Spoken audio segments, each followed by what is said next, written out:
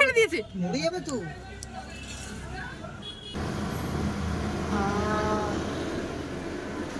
যেটা আমার চুট।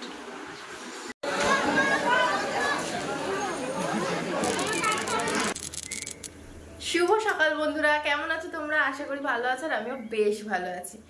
আর আজকে হঠাৎ দেখো আমি কোথায় যাচ্ছি, এখন আছি রান্নাঘরে। তো আজকে সকালটা হলাম রান্নাঘর দিয়ে শুরু করা যাক।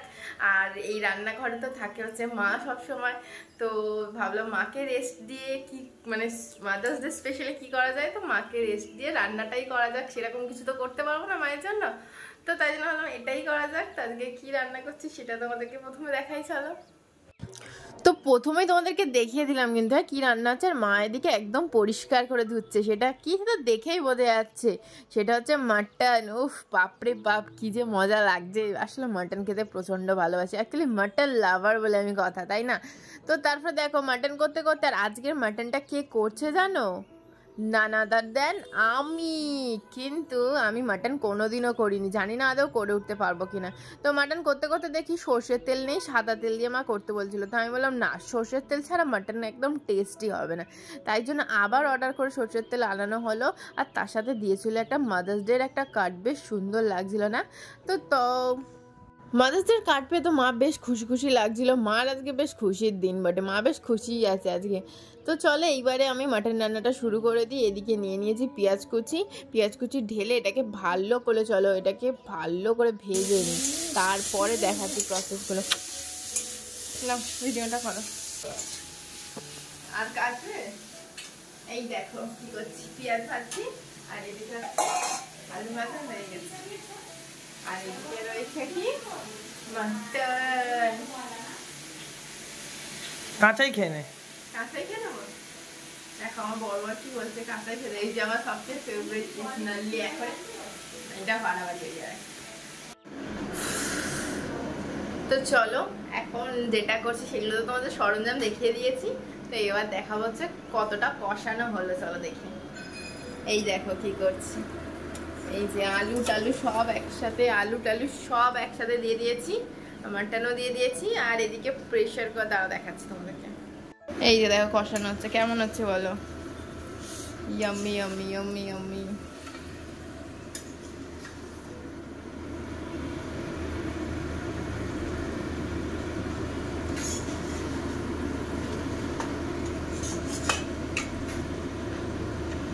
আরে দেখো প্রেশার কুকারে মানে জল বসানো আছে, গরম জল হবে।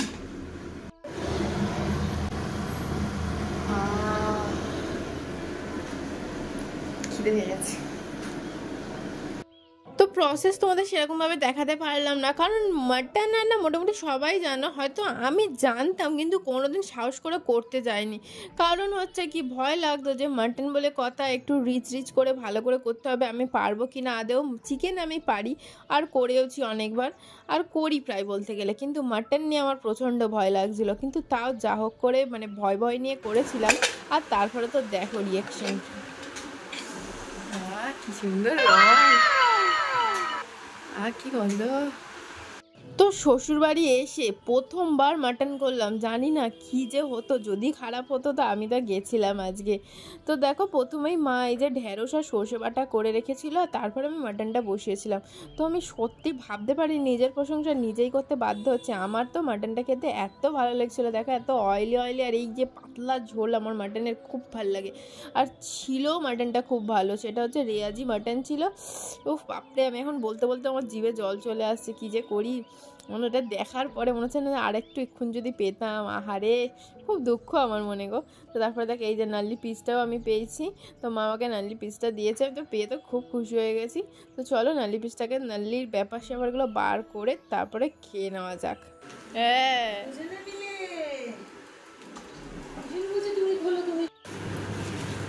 খুব সুন্দর ব্লগ হবে, সুন্দর লিখেছে।